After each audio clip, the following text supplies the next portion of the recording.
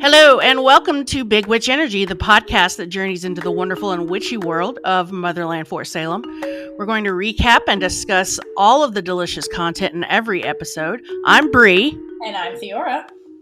Come along with us while we dive deep into the hows, whys, whos, and what of this amazing show. Are you ready? Always ready. Let's do it. All right. Well, hello there, everyone. Welcome to Big Witch Energy. We're so excited to be here. This is our first episode. Can you believe Very it? excited. I know. Are you ready to talk about this episode? This is like the episode, the start off, the kickoff. Oh my God. Does it? It kicks off hard. It kicks off way hard. The hardest of any freaking TV series ever. And I don't know if that was a good kick or a bad kick, but I mean, I was on the floor. Were you on the floor the first time you watched this? I got kicked in the face and fell on the floor. I got kicked in all the places. But it really grabbed me. So that's the thing. Ooh, yes. And it did not let go, which is why we're here. Exactly. Yes. Okay. So let's dive right into this. No more wasting time. Okay. So Motherland, Fort Salem, the pilot episode called Say the Words. And how does this episode start off? With mall attack on conscription day, which is the most jarring way to ever start a television show ever. Considering this is a show where it's like world building and you don't know what's going on from the get-go. They're like, well, here's mass murdering. Welcome to the show. Welcome to Fort Salem, where we mass suicide. We're not even in Fort Salem in the first scene. That's true. It's just like in the vicinity. We're in a mall. But anyways, this was the first kick that I felt. And it's a scene that really sticks with you. So I just a couple things on this scene other than the fact that it's a very bold way to start a pilot. But the first thing we see is like this balloon falling in the sky and a title card that reads Conscription Day. And if you were like me watching this and had no idea what that word was, I already confused. Balloon, conscription, what does that mean? So I looked it up and it means compulsory enlistment for state service, typically into the armed forces. So this is a day when a bunch of people are going to get enlisted and we're starting with a balloon, which interesting choice. But again, it just gets weirder and weirder from there. And, there's this girl in a red coat waiting in the mall for this balloon to drop. And she does this magical incantation. The balloon pops, and then all these people just like fall from the second story of the building and just like splat onto the floor. And that's the beginning. That's the start of the show. Fall, they jump. Yes. So yeah, spoiler for later, but yeah, they're jumping. And if you really go back and watch the scene, when the balloon pops, all these people start running, and some people are already jumping, but all these people start running, and they do a close-up of where they're running, and instead of like exiting the mall, which like during mass confusion, this is an emergency, you would exit the mall, but the people are running up the stairs from like the first floor to the second floor to the balcony to jump off. And it's when you don't know anything about what's happening or like the magic involved with it, it's just so weird. But yeah, these people are committing suicide essentially, which again, what a way to start a show. So, yeah, and we have no idea what's going on. We're just here watching all of these people die. And it makes a very big statement. Yes. And you wonder who the hell this girl is that just walks into a mall, has a balloon, and... Okay, wait. No, she doesn't have a balloon. This is my favorite part. I feel like she could have walked in there with the balloon, because you see other balloons decorating the mall. This girl is like, no, we're gonna go all out with this. She's in the mall and summons the balloon from the heavens. Right, the balloon comes from through the ceiling, right? Oh my God. So it's like outside and the snow is falling and then the balloon. How the hell did she do that? Magic? I don't know. Listen, I understand that we're dealing with witches here, but this defies the laws of physics. It does. It adds to the confusion. It does. That's happening. I'm like, wait, what? I'm discombobulated even now. Yeah, totally. Yeah, and then, the balloon girl, who is this girl? But she does give us one hint of why she's there, I guess, because when she's leaving, all proud of herself, she says, we are the spree. So we get a hint of, like, this organization she's potentially a part of that was behind this attack at the mall, and other point of confusion. We find out later in the episode that there's 1,600 people at this mall. What time is it? Because why is this mall crowded? Like, when was the last time you saw a crowded mall? The 90s. That's when. Right. Like, what year is this? It's so weird.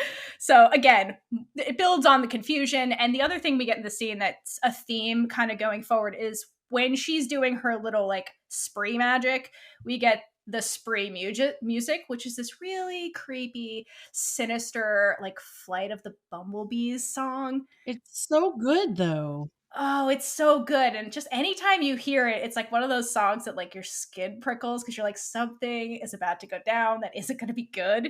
It ratchets up tension is what that does. Yes, it does. And it's a constant theme throughout the show when the spree are about to do something. Yeah, I love it. It's so good.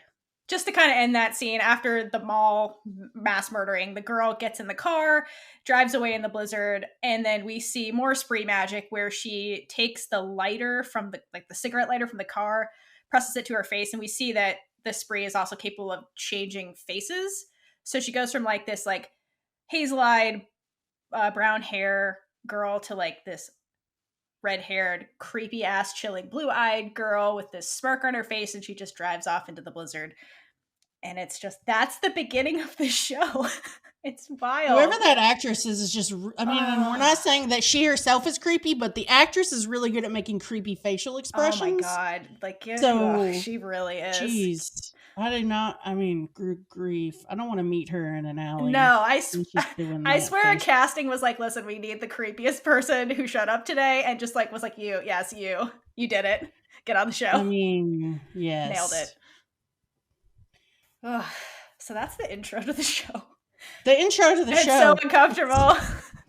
I'm uncomfortable right now, remember. Oh, yes. No, just reminiscing makes me uncomfortable. Just, wow. So that's the beginning of Motherland, Fort Salem. Murder at the mall. That sounds like a one of those teen book series. I will say this, Nancy Drew. Murder at the Mall. Nancy Drew, Murder at the Mall.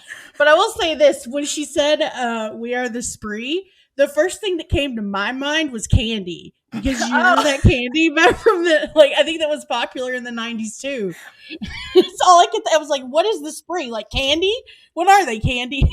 Candy terrorists?" Do you think this is a Halloween candy poll? They're like, "Yes, witches, Halloween."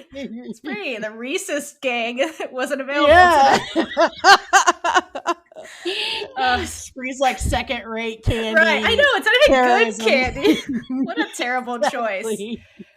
But yeah, and I also love the way she says "we," and I'm like, girl, you're by yourself. Who's we? You got multiple personalities or something?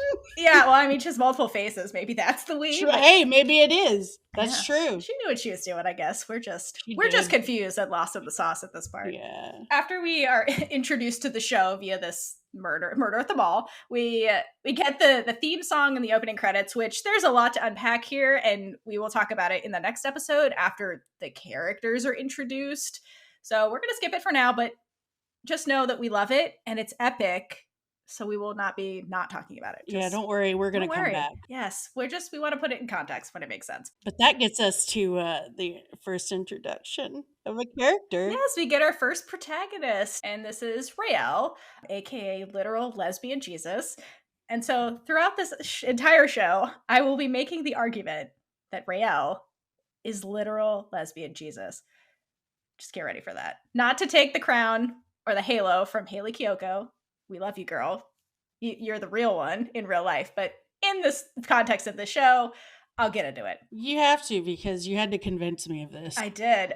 Once you see it, you cannot unsee it, is all I'm saying. So come on the journey, friends. Yeah. Let me know if I convinced you by the end. So we get to Raylla, and we're in a different part of the world, I guess, or America. The title card for her reads Chippewa Session. So this is the part of the country that she's in. And it opens with her. It kind of like this gives you kind of a little picture of like what this area of the world is. So it's like this kind of like country looking southern-ish place. There's a pickup truck. There's like tall grass. There's like a shack looking home where like the number of the address number is like kind of askew. So you get the sense that Raylla's from humble beginnings, like Jesus. And out in the rural areas. out in the boonies, with her super gay plaid coat and just like, okay, just soak in this look, everyone, because unfortunately it doesn't last. But it's so good. Good job. Good on you, And her costume. inability to wear a jacket. Oh my god. This will keep coming up. Who taught this girl how to wear a jacket? Because she has no idea. Like none. It's like twisted in the back. Like it doesn't make any sense. But that's Raylla. That's who she is. And another thing we get in this like establishing shot as she's like kind of walking into the house is we get this yellow tint. And this is Lesbian Jesus argument part 2. So this like yellow sun kind of hue is this constant thing that shows up through season 1, and it keeps popping up a lot when Raylla's on screen, because she's like a healer, spoiler alert, and I think she's like an allegory for a sun god, so this like halo hue follows her around a lot, and I will be pointing it out every time it happens. Well, it's significant, so you kind of have to. You gotta bring up color theory. So yes, so we get Raylla in her super gay clothes, her humble beginnings, and the yellow sun that follows her everywhere. And then once she goes inside, Raylla's greeted by like a neighbor, I hope, who like gives her money in a casserole. And I was so confused by this. I'm like, who is this woman? She seems to know you and she's giving you money. Like, should I call Child Protective Services? Like, what's breaking and entering again? Breaking and entering. Yeah, there's like crimes happening. But it seems really cool or whatever. You also get your first glimpse at Raylla's dad, who's in front of like an ancient television. But also like, what time is this? What is this television? So we're establishing a lot of weird stuff in these two scenes. And so after they exchange the casserole and the money, Raylla and the woman go into her room. And what I love in this scene, so this is the scene where Raylla essentially heals her, and she heals her by doing this like Christian prayer. Again, Lesbian Jesus literally heals her with a Christian prayer. Ding. Ding. Well, 2 actually. So it's Matthew 7:7. That's the one where she's saying, ask and it will be given to you, seek and you will find. That's that one. And then the second one she does is Matthew 6:13, which is, for thine is the kingdom and the power and the glory forever. Amen. And I am not a Christian like anymore, so I'm not an expert in this at all, but when I was looking this up, I found the passage that comes right before Matthew 7:7. And I think it's really interesting, and it's kind of like alluding to this whole entire world that Elliot's building. So the line goes, do not give dogs what is holy. Do not throw your pearls before swine. If you do, they may trample them under their feet and then turn and tear you into pieces. And so if you kind of break that up and think about that in the context of the show, so do not give dogs are like non-witch people, what is holy. Holy is their like magical work. Do not throw them your pearls, which again is like the work that the witches do, before the swine, which is like the unappreciative non-witches. Because if you do, they may trample them under their feet and then turn and tear you to pieces. That's kind of what's happening to the witches, like in this whole show. Wait, so are muggles in this world dogs? Yeah.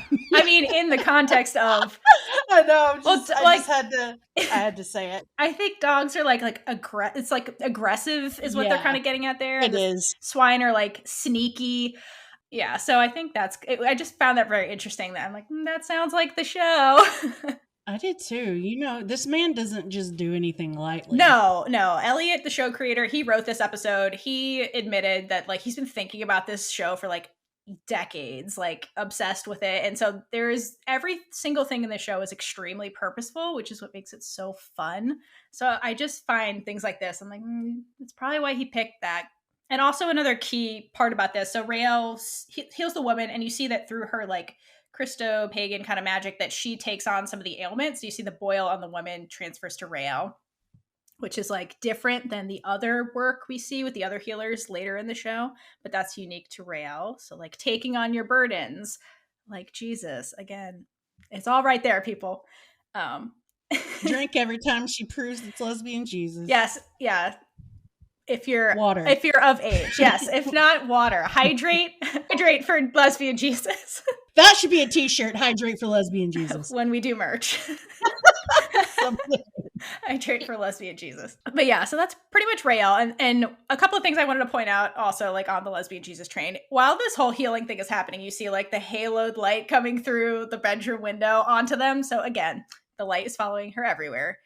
And In this scene also, I love that they don't actually introduce Rael's name, but the way they choose to do it is when they're coming in the room, they take a couple of shots of all those postcards all over Rael's wall, and it closes up and you see it's to Rael Collar. So that's actually how they introduce her. And if you look really, really, really closely at like the second one, you can see who wrote it, and it says "Love, Mom," and that hurts so bad. I know. Oh, So all these postcards everywhere on her wall are from her mother, and it says a lot about Rael just by looking at her room. she's close to, or hero worships her mom in a way.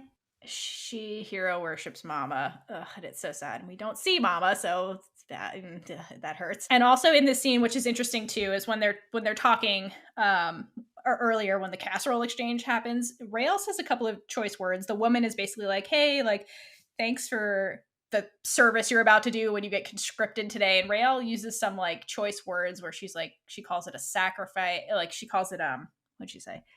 She's like, a permanent vacation I'm never coming back from. So you get the sense that like this conscription thing, if Rael's not on board with it from this little tiny scene. With the sarcasm level in this, it was Oh my god, the sass, the sass. the sass, love her sass.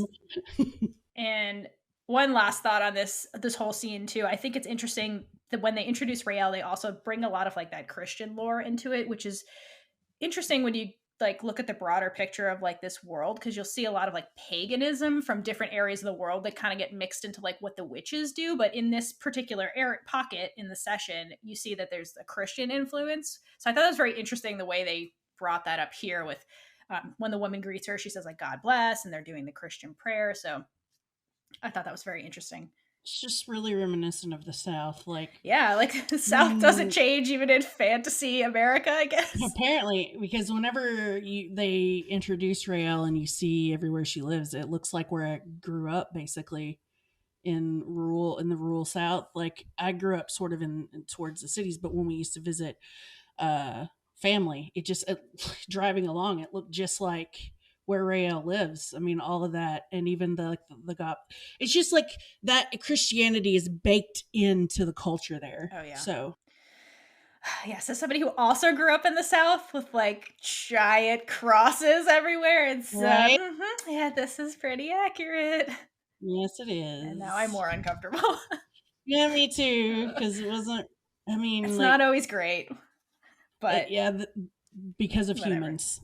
Because humans, yes. So because humans. But anyway, any other thoughts on this scene? I'm always, when I think about this scene, I'm always stuck on how my very first thought when I saw Rael was, "Oh, she's pretty," and then my second thought was, "Oh, she's gay." Yeah. So reverse those thoughts, as that was my thought. I'm like, wow, this is the gayest character I've seen yet. I'm listening. Yeah, I mean, in the way she's got that jacket half on her shoulder, it's just like, girl, you think is that cool? Is that what's cool in this world? Is there like, I don't know. But I just love the mythology that even comes along with just one character. We're already like deep into the weeds in mythology after, one scene with her. So you just get really excited to see what comes next. Totally. But that gets us to our next intro of a main character, which is Abigail. So we're in New York, and we come in on another drop shot from the sky, and she's on the roof of this building, looking around with her binoculars. You can already tell she's like super military, just the way her demeanor is and the way she just looks over the city like it belongs to her. Oh yeah, for sure. Yeah, and then you've got this fella that walks up, and he is on her like white on rice. His name is Paul, but nobody cares. Not at all. Get him off my screen. So yeah, he's trying to get her to come back inside and being real cute and like kissing on her, and she's just like having none of it. She's like, "We've already done our goodbye. I've moved on, GTFO." But and then she tells him something that's kind of interesting and important, that she can't see him after she takes the oath, which it's conscription day, so you assume this has something to do with her going into the army. And then he tries to convince her, and she's like, talks to him in this manner where it's like a witchy command. And all of a sudden, he is totally compliant and does what she says. Then she tells him not to walk into traffic. So I'm like, is he in a trance? Is he literally going to walk out into traffic? And then you're like, yeah. So she actually did make sure that he was going to get home okay. So that's good, Abigail. But She has a heart, I guess. she has a heart, I guess. But she, not that we love Abigail. This is not an Abigail hate podcast. We have to say that now. Not an Abigail hate podcast. She's just hard to like in the first season. Yeah, she gives off this like such a haughty attitude that it's hard to get into her character, and that's the point. So kudos to Ashley Nicole Williams on that. But do you have anything on this one?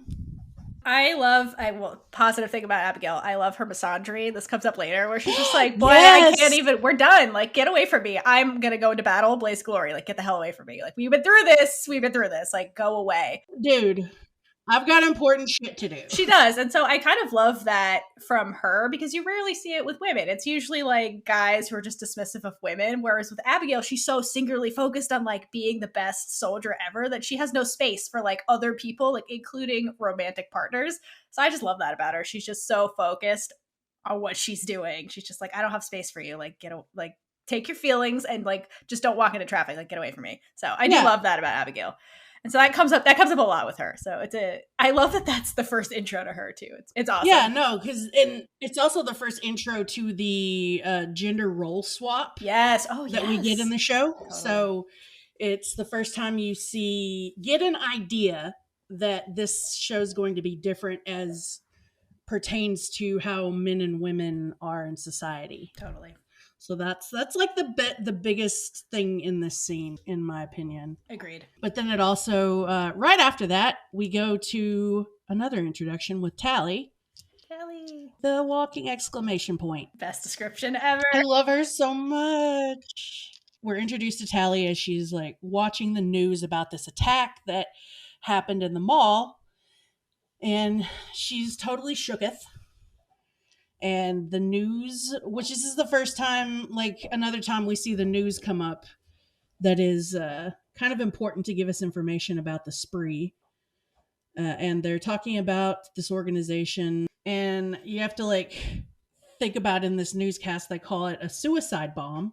So there's our first real them saying that it was suicide. And you get the idea that this is one of the things that the spree's done before. And there's also a sense of what is up with the timing. It's on conscription day and they're doing an attack, so that's significant. And then you get a cut in the scene, and it goes to her mom in the next room who's cooking, and then she kind of just throws the food she's making into the sink and gets huffy with Tally, telling her she can cook her own goodbye dinner.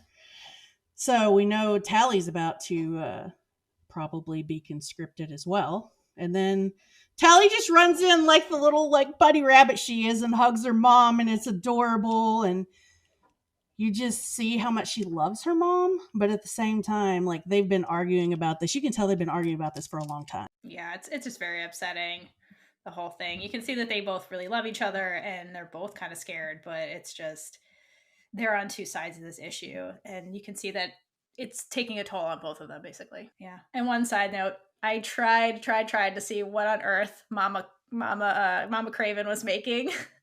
Because I was like, is it mushrooms? And I could not tell.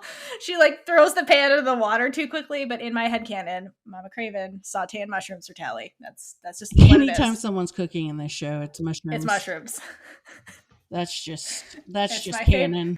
It's my favorite thing that is never explained, and I never want an explanation. Yeah, I love it. Just don't explain it. That's one of those things where you just it's a piece of the lore. No, it doesn't matter. Just that's what was happening. And one other thing, not that it applies in this scene, but you can tell from the way that Tally interacts with her mom in a way, even though they're arguing, You can very much tell that she loves her mom, and you can feel the affection coming off of her.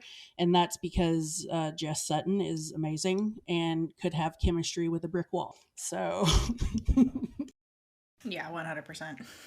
And from that scene, we go back to the Bellwethers. And so this is a scene, we go from a scene of Tally and her mom having a conversation to Abigail and her mother basically having a conversation about that pivots hard into conscription. And you get kind of a sense of like what Abigail's home life is from this, because she's in New York. And then from this room, you get the sense she's from money. Like it's a big, big room with a chandelier. They're on these ornate couches. And the shift in tone in this conversation, it starts off with like their shared misandry over like her ditching the dude, and then pivots so hard into this conversation about you better not let the Bellwethers down. And like you just see Abigail go from like laughing and having fun with her mom to just like soldier mode the minute her mom does that. And she's just like, yes ma'am, no ma'am, it's not mom, it's very much like, I'm going to be the best soldier ever. I'm going to survive basic. I'm going to be the next great Bellwether. And that's the whole conversation. And it's just, that's Abigail's life. So it kind of like paints a picture of like why she's so focused on all this, army stuff. And it's like, this was bred into her by her mother and likely from her whole family, because mama lets it drop that, the first Bellwether was a slave and like, we made this name and look at this big ass room we're in. Like, you have to carry on the legacy, basically, is what the scene is. And Abigail just takes the whole thing in stride, like, yes, ma'am, yes, ma'am. And it's just very telling of Abigail as a person and her home life and the dynamic with her mother. you you get the very clear picture of why she is so A, arrogant, and B, just driven. She has no other choice. There's this, you can already tell that Petra has put this giant amount, and not just Petra, everyone in the family. We come to find out later, but it just puts this giant amount of pressure on her, and this scene gave me more appreciation for Abigail. Totally. Again, it paints the picture. Like, this is Abigail's life. Because it changes the focus for me from Abigail is this way to, oh, her family is Molded her into this. molded her into this, and it just makes me eyebrow raise at Petra. Yeah, and to Abigail's credit, she takes it in stride, and it's just, again, the pivot. She's just goes from laughing to yes, ma'am, I'm gonna get it done, and that's Abigail. That's Abigail. And from Abigail and her mama conversation, we go back to the callers, and we get Raylla and her dad having another. This is all like the not mother, but like parent daughter conversations all in a row. And I love what happens here, because at the end of the Bellwether scene, like the news comes on and like the Spree is back on the news. Like they're the most popular show in this world. And that same news channel is playing in the Collar household. So it's a very clever transition that they did. And in this, essentially, this scene, Raylla's looking at pictures of her mother, and her dad gives Raylla the Collar battle charm in this, because they're like minutes away from conscription happening. And so they have this chat where, he explains this is a battle charm. It's been passed down from collar woman to collar woman all the way up to you, and it's supposed to protect you in battle. And so, they kind of hug, and Papa says the key phrase, like, I can't lose you too. So from here, you kind of getting the confirmation that Mama Collar's not around anymore. There's letters everywhere. Raylla's looking at pictures fondly of her mother as this is all happening. And so you get the sense that something happened to Mama Collar and it wasn't good. Yeah, Dad's giving her the charm, and you're like, okay, well, if she was alive, wouldn't she A, give it to her, and B, be wearing it? Yeah. So it's very sad. You already kind of know what's going on. And the charm itself is a bowerbird claw. And they like anything blue if you look up bowerbirds. So it's holding a blue rock. It sure is.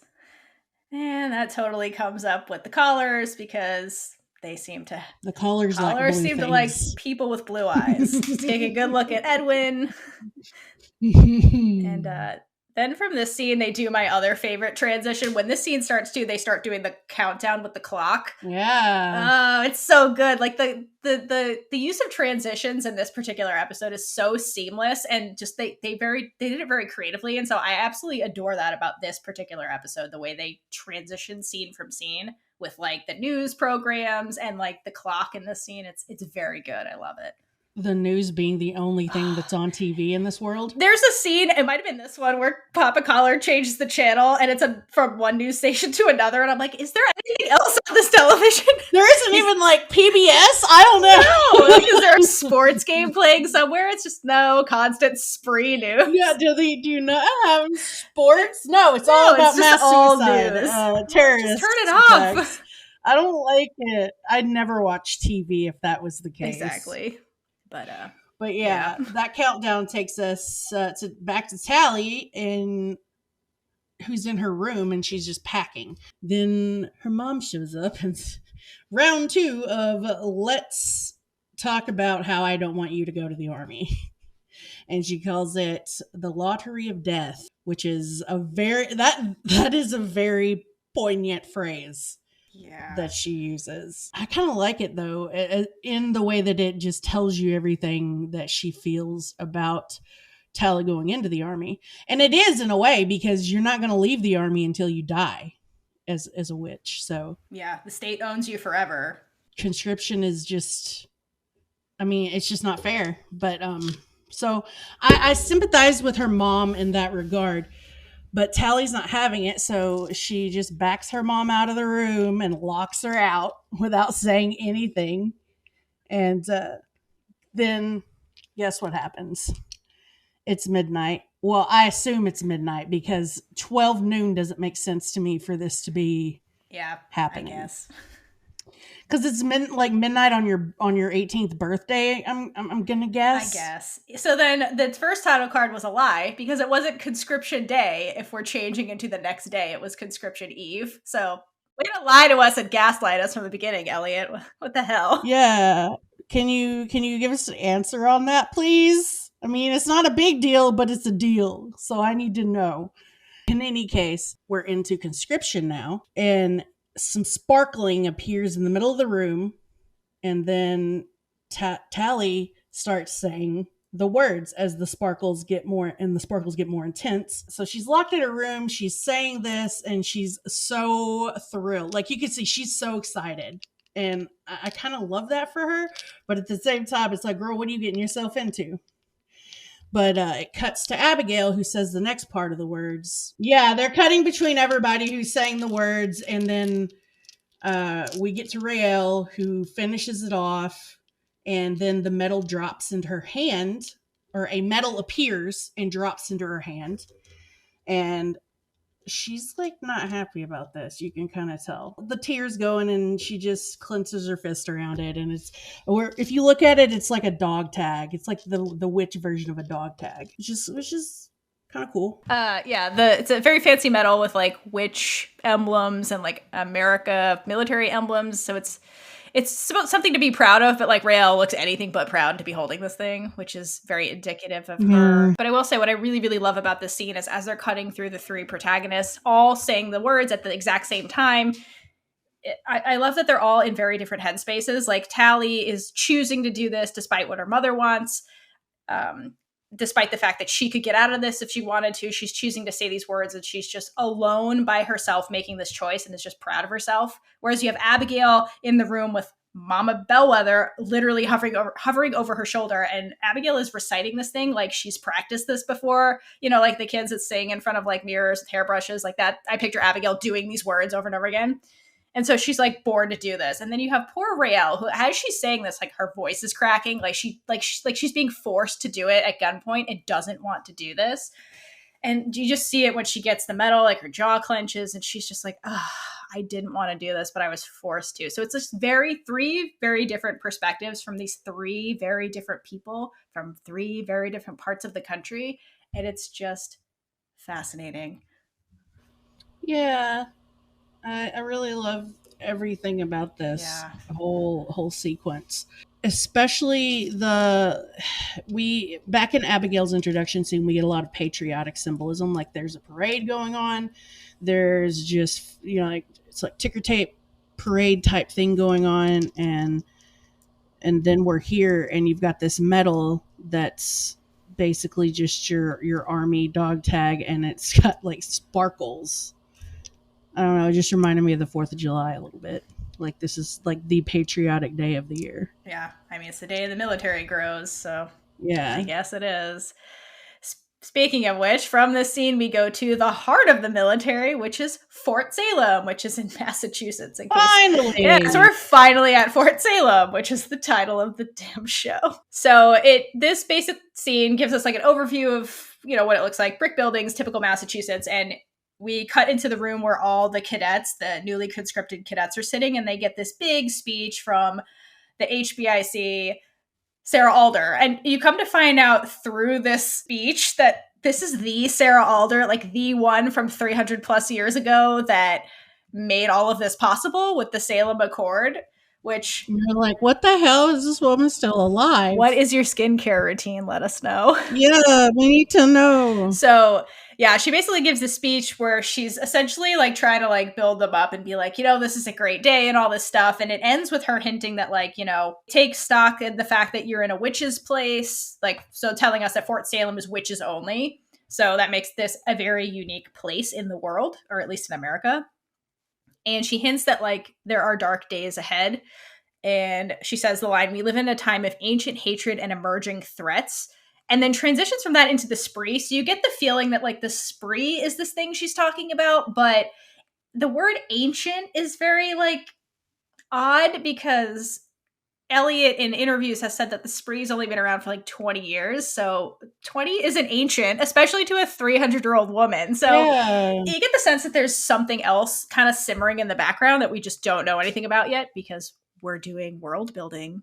And so a very interesting choice of words, interesting kind of a speech. And she gives us the catchphrase in here that we hear over and over again once she wraps this up about the thing we're gonna fight. She says, "We will meet it with storm and fury," which is like the Army's motto. I'm like sick of the word storm and fury by the end of season 1 only because of the way that it's used, but I also love it because it's the catchphrase. Yeah, no, it just it's like, oh god, enough. It becomes like this propaganda line for me when I'm like, please stop saying this. That's it. It's propaganda, and I'm like, guys.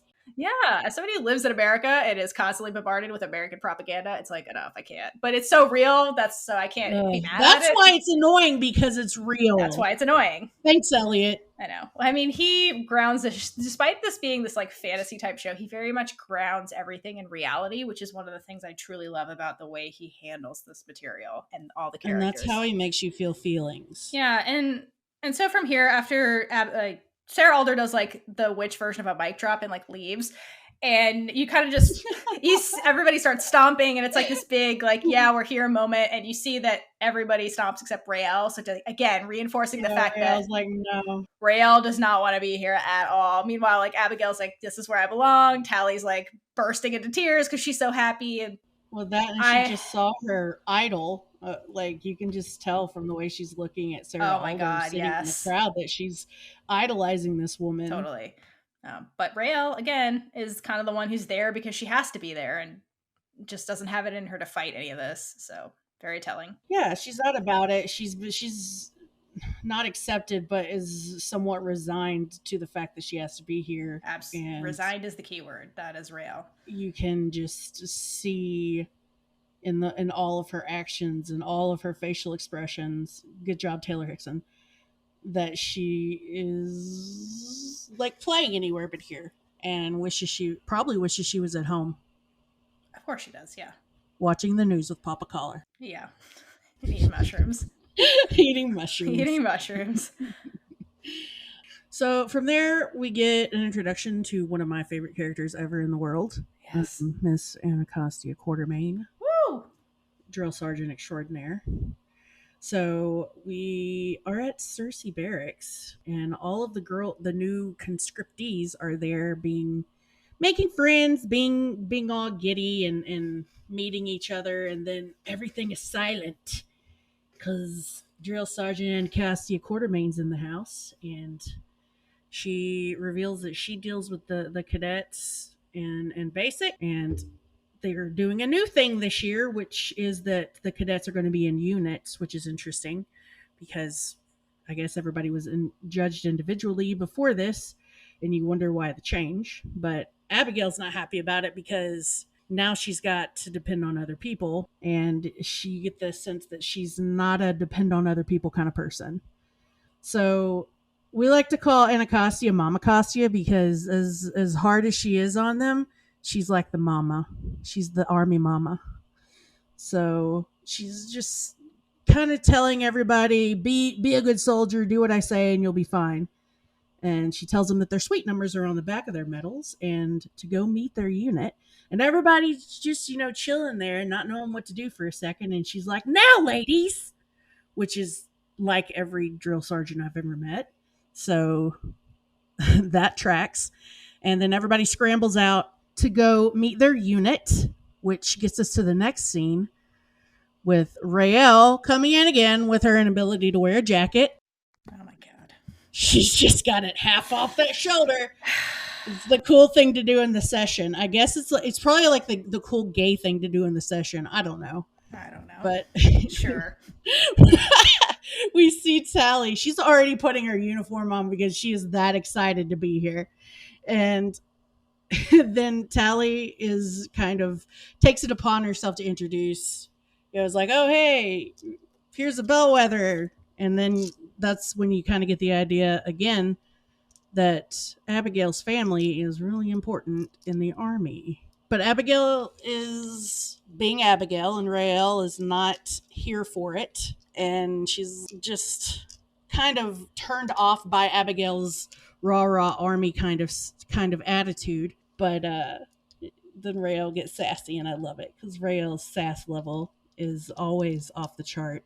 But especially in this episode, when she's just new and meeting everybody. And they're asking, they're kind of like asking, where are you from? And Raylla says that she's from Chippewa Session near Carolina. Then we have Abigail saying she's from New York and Annapolis. So she's from two places, guys. Like, she has houses everywhere. And you get this dynamic of the rich girl versus the poor girl with Abigail and Raylla. So you've got them bickering and being unhappy about being around each other for the first time. And then Tally trying to like make peace and being the go-between because she's the sweet one. And then we talk about a very important thing for the first time, the witch's mark. So Abigail, we asked to see Tally's witch's mark because it's kind of more obvious than other people's. It's right behind her ear.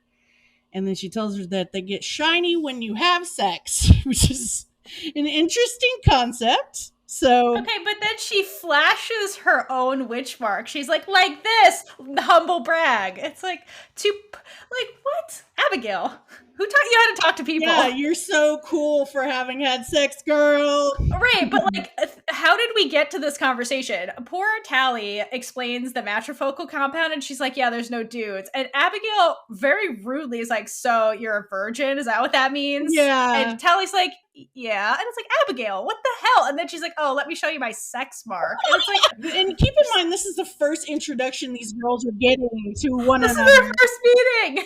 So Abigail's over here being rude AF, looking down on Tally for being a virgin, and then rude. And Tally being like, oh no, I really have to have sex so I can catch up.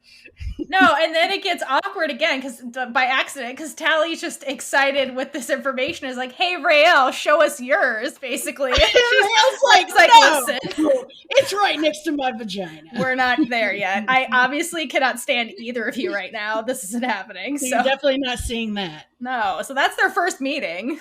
Yeah. What a mess. It is a hot mess. Hot mess. But I love the whole conflict. They set up this conflict with these two, and it's kind of awesome because you just get all the sass, and now I have a lot of questions about witch marks. So yeah, don't we all?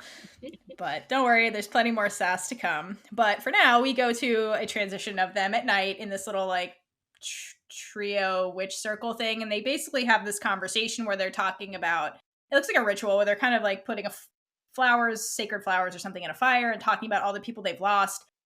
And it basically just highlights that they've all basically lost people due to conscription and all of their female relatives essentially serving in the army. Abigail's like, yeah, I lost a bunch of people. And Tally's like, yeah, I lost everybody except my mom, which is why she got out of serving. So we learned that Tally's mom essentially got a legal exemption from being in the army. And that's why her mom is so like aggro about Tally not doing it, because all the Cravens are basically, she's the last one. So it's like they're at the point of extinction, some of these families, which is really sad, but it's the consequence of this forced conscription. Yeah, I mean, if you're going to have all these people fight in wars, you got to expect a bunch of them to die. So Yeah. the bloodlines are going to die out, if you will. Right. And so I think it's very important to note that, because we're coming into this story at a point where witch lines are basically at the point of extinction, which is going to make people upset, like Tally's mom. So point of friction with all of this. So that's something Elliot's trying to set up here. And then we get to Raylla, who's the most upset, judging by the giant flame when she throws the flowers in there, and she lets it drop that her mother was killed about a year ago in Liberia. And so you get a sense of this is why Raylla was like dreading all of this. This was all the sadness with her dad looking at Mama's pictures that her mom died, and it's clearly taking a giant toll on Raylla. And Abigail, I like the dialogue between Abigail and Raylla here, because Abigail, again, goes back into army mode where she's like, well, that's the job. This is what happens. Like, Abigail's accepted this growing up in, obviously, her family. And Raylla's like, I don't think my mom was excited about this. She seemed scared and tired and just used up and wanted to come home. And you get the sense of that's how Raylla views the army, in this very unpositive way, because of the way it used up and killed her mother. But it's also the propaganda versus reality conversation, too. So you've got Abigail going with all this propaganda has been just fed to her over, like, probably since she was a baby. And now Raylla, whose mother, and yeah, Abigail had people die in her family, but it's not quite as impactful on her the way it was on Raylla, being her mother and being one of the only people that she had in her life, family wise. So you do get that a sense of that as well, the propaganda versus reality of war. Yeah, I can see that. And I also think it's a little bit different than that, because you see the way Abigail treats people and relationships to her. She's like, the army comes first, and then love and feelings are later. Like, the army comes first, and I get the sense that that's how their family views each other. It's like, you're a soldier first and you're my mom second. Yeah, I lost my grandmas. They were soldiers first. They died honorable deaths. So like, she doesn't have that connection to people that Raylla clearly did. And it's unclear at this point if that's because of the way her parents treated her. It's because she grew up in the session. We learn later her father is not a witch, so maybe that influenced it. But you get the sense that Raylla very much is hard on her sleeve all the time kind of person, and she loves deeply, and she loved her mother so much that it's making her so upset. But Abigail's view on like relationships is very different, and I think that's because of how the Bellwethers are just your army elite, you're a soldier first, human being third. They have no space Yeah, for those things. absolutely. So even in this moment of comfort, I feel like she can't communicate that kind of comfort to Raylla, because Abigail doesn't know what that's like. No, That's she doesn't. the response from her. I feel like the response from her family would have been like, they died honorable deaths. They were doing their duty. And Abigail is like, yes, I accept that. But Raylla's like, that is not the right thing to say to me. Like, I lost my mom. And they're also from very different. Like, you can tell that Rael's family is not a high up witch family, so there's no expectations as Yeah. far as that's concerned. No, totally. Exactly. So it stands to reason their view on being soldiers and like human beings are two different things. Mm-hmm. And I think that's Absolutely, part of the scene. for sure. After they do their praying thing about the fallen, they go to their first vocal lessons, and they're in this really cool room where you basically see all the units together on these like scaffolding looking things, and they're all harmonizing, and there's like water spewing out of this giant bird bath looking thing, and Anacostia and some women are just like, yes, good job, everyone. And so you kind of like get the sense from here that vocals are like the big work that the witches do, and that's the main mechanism for their magic. So you get an intro into that, and this is part of basic, and Anacostia is teaching them. But Rael's having none of this, and by the end of the scene, she just like fucks off and just leaves. Which, what are you doing, Rael? Whatever. Yeah, like, everyone's participating, but Rael. Yeah, Rael's like, I'm out, and she leaves, and where does she go? Where does she go? Where does she go? This is important because the first thing you Yes. notice is her lesbian Jesus light is back. Yep. It's very yellow here, and it's a really great shot of her walking down this road, and you see her come up to a bunch of tornadoes that are in this area. It looks like a little, just some kind of training ground. We get introduced to a very important character, Miss Scylla Ramshorn. Yes. There she is. There she is. Brown hair, really crazy, amazing blue eyes. Rails in trouble. And Rails in all the trouble because then. And I also want to know where did you come from, Scylla? You just happen to be out here too. Don't worry about it. She's there. We're here. They start talking, and you can tell right away that they're flirting. It's just in your face. So Rael is like, shouldn't you be in training?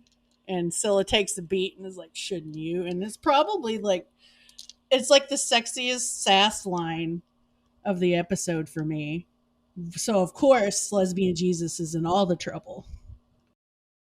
Oh yeah, but wait, I love this because they start talking, and like you can tell by watching Raylla that she gets immediately that this girl is flirting with her. Absolutely. Which is unrealistic because in real life, lesbians have no idea that you're flirting with them. It would take like 10 years of therapy to understand that was flirting, but immediately Raylla's like, oh, I see what's happening here because she's Lesbian Jesus and she has powers we don't have. Yeah, see, this is another part of your argument, and now I have to drink some water. But hydrate for Lesbian Jesus. Hydrate for Lesbian Jesus. But it's so freaking obvious that they're introducing a love interest for Rael right off the bat. Then, unfortunately, they get twat blocked by three women, three officers, I guess, who come up and we're like, why are you out here? What are you doing? And they make up some really bad excuses. And unfortunately, that gets them nowhere. And they get these letter D's on their medals for, I'm assuming, demerit or something of that nature. And so it's like a little bit of trash talking, and you can tell they're super happy to be nailing these cadets already, and they tell them that their drill sergeants already know that they're in trouble. So like, I'm sorry, we were looking for like the bathroom or something. But anyway, they go away, and you finally get this new girl's name. So she introduces herself as Scylla, and they kind of walk off together. Oh, wait a minute. Raylla, like the southern gentlewoman that she is like, walk you back. Should I walk you back? Like, that's some chivalry right there. So, and a total line. Come on. I mean, this whole scene is full of lines, but that one, she's a gentlewoman. Lesbian Jesus is good at flirting. We'll say that. They both are. I mean, they're pretty equal in the flirting category. 100%. So that was just a taste, everyone. Hope you enjoyed. Yeah, I hope you enjoy your our first interaction with Scylla, because there's more to come. Yes. That gets us to our next scene, where you find out that Rael's going to see Anacostia again, who is not happy about her already getting a demerit, and Rael apologizes, and you can tell it's not sincere. She's totally not sorry. But then Anacostia gives her this pep talk about how if she doesn't shape up, she's gonna be shipped out and become war meat, and basically she's gonna die fast. And Rails, you can kind of tell she's like, hey, that sounds like a great idea. Let's do that. Then Anacostia hands her this package, and it's a bunch of letters, and you're like, what are these letters for? You know, and Anacostia also points out that she's got a bellwether in a unit and she should ride that to war college. So you're like, oh, okay, so this really is like a status girl. And you also get the sense in the scene that Anacostia really cares about these girls. She's just met them, but she is the mama. Mama Costia is here, and she's going to take care of her babies. One thing I just want to point out in this scene, I find this package she gets super suspicious, because we find out later what's in the package. It's like all these letters from her mom, conveniently, about her last mission, and it says it's from Papa Collar, and it's like, wasn't she just with her dad yesterday? Why didn't he give that to her then? Like, weird, right? that the timing of the letters is very odd. And I think that it's telling about Raylla up to this point that you see that they use the phrase later when they're doing like this montage about the spree, that the spree prey on people who are ideologically vulnerable. And you get the sense from Raylla that she's kind of in that category because she's not on board with all this army stuff. She's here because she's forced to be here, because she's not a vagrant. She's not like a criminal who's going to just leave. So she's kind of like here. She's not in the headspace of I can fight back against this. She's just resigned to the fact that this is going to happen. And she's just like, just kill me now and get it over with because I don't want to be here. And that's kind of what the scene with Anacostia is. But then she gets these letters conveniently that like are about her mom's last mission that like spark some fire. All I'm saying is if you have an ideologically vulnerable girl who's not on board with the army, wouldn't it be a good idea to send her these kinds of letters like right when she gets there? That's all I'm saying.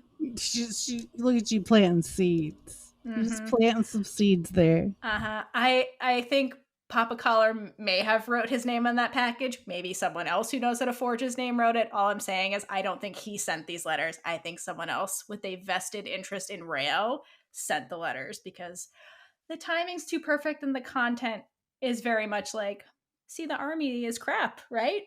Yeah, remember what happened to your mom? Mm-hmm. So that's an excellent point. Alrighty, so that's that scene, and from there we shoot over to Tally and Abigail, who are looking at the daily rankings because it's not enough that it's like you rise or fall as units. So like this year they're taking away the individuality, but now they're ranking them against each other, and so they're at the bottom, and Abigail's pissed off, so she confronts Raylla, and they basically get into this fight where Raylla brings up her mother again. Convenient timing, right? Bring up the bellwether and her mom, and Raylla essentially says something about Greenville, which is the battle, and I guess her mother was there, Mama Bellwether. And again, Abigail's very much in army mode where she's like, all battles are messes, like, what do you want from me? And Abigail's like, whatever, we're not having this conversation. I'm mad at you because we're ranked low, and it's because you're shenanigans. And Raylla has the best line of this episode, in my opinion, where her retort to that is, call the commander-in-chief, which shit is just that is big witch energy right there. Like, I love it so much.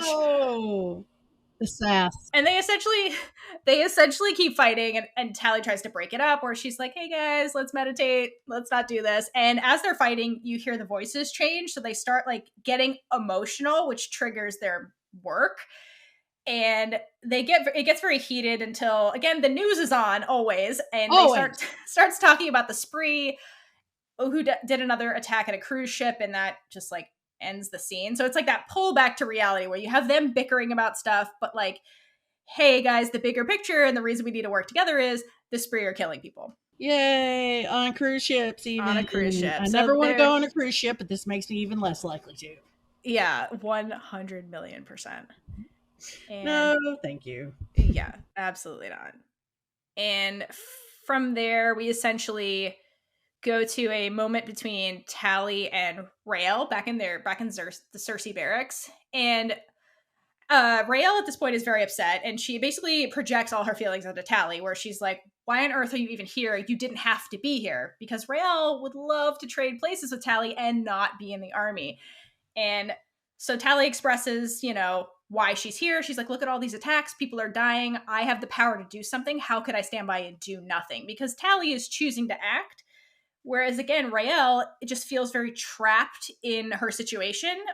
She hates it, but she's not willing to act against it, basically, is her kind of limbo right now. And so Raylla basically has the line, again, pointing at her ideology in this moment, where she says, conscription is slavery by another name, which, yes. I love this line so much. I could not agree more.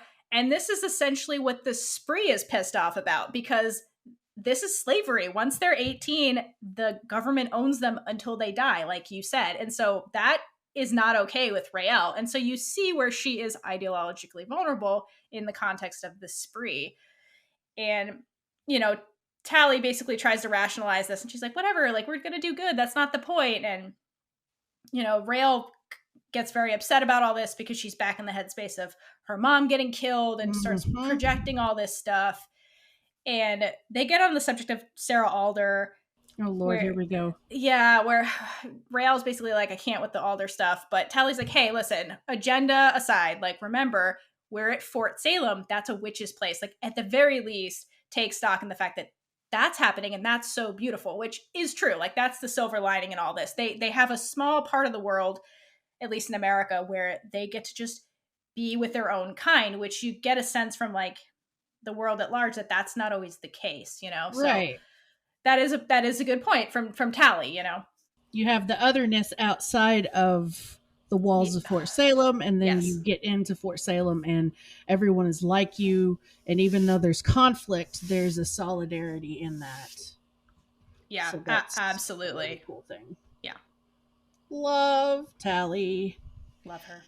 But that gets us to our obligatory army basic, let's go over some obstacle courses montage.